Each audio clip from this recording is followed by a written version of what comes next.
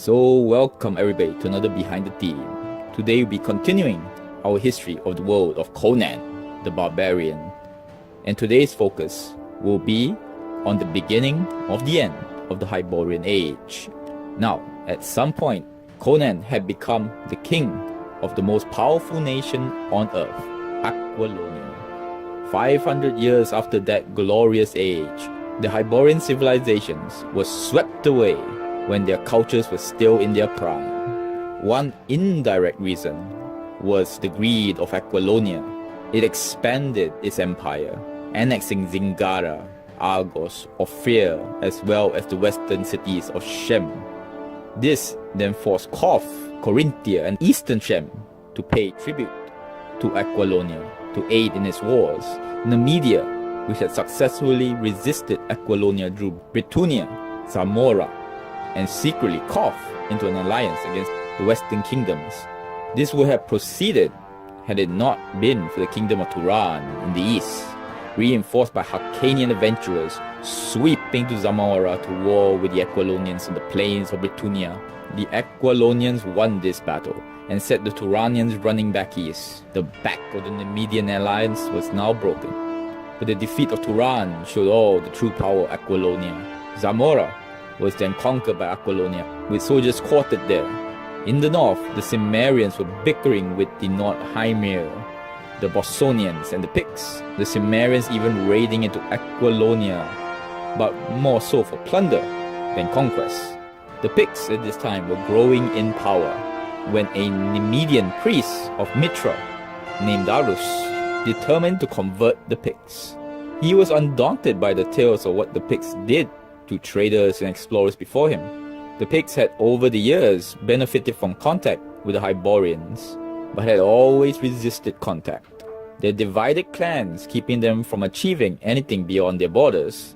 Arus was a fortunate man though, and he met a chief called Grom, with a higher intelligence than the usual Pict. Grom allowed Arus to stay without getting butchered. This will have consequences for the Hyborian kingdoms. Arus then learnt the Pictish tongue and preached to Grom about eternal rights and justice, teachings of Mitra. But Grom was swayed more by Arus' talk of practical gain, as proof by the Hyborian kingdom's wealth through the worship of Mitra. Grom passed on this talk of great cities, glistening towers, jewels, and armor to his people. This was how the foundations of the Pictish Empire was laid. With Arus around, Grom's desire to see the civilized lands grew.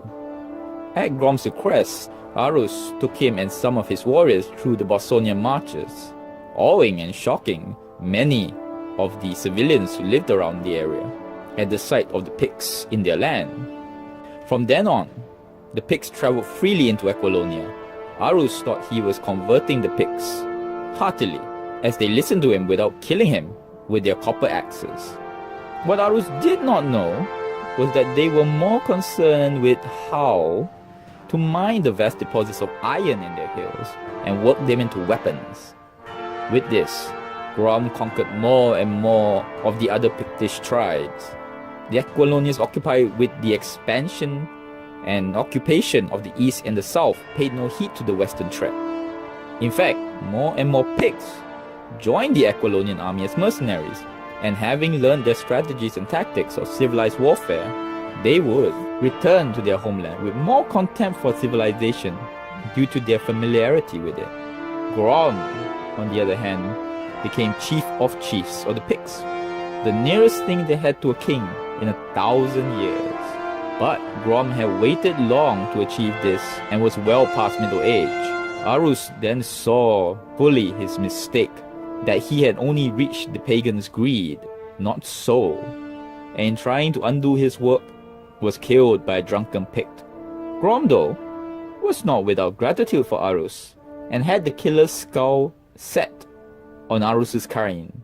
After that, the Picts then burst into the Bosonian frontier, clad in scale mail and weapons of steel instead of tiger skins and copper weapons as before. Still, the terrain of the Bosonian marches held the Picts at bay for years, preventing the Picts from taking Aquilonia itself.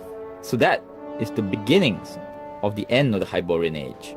Next time, we will look at the end of an era. Subscribe, comment, let me know what you think. Thank you very much. Till next word.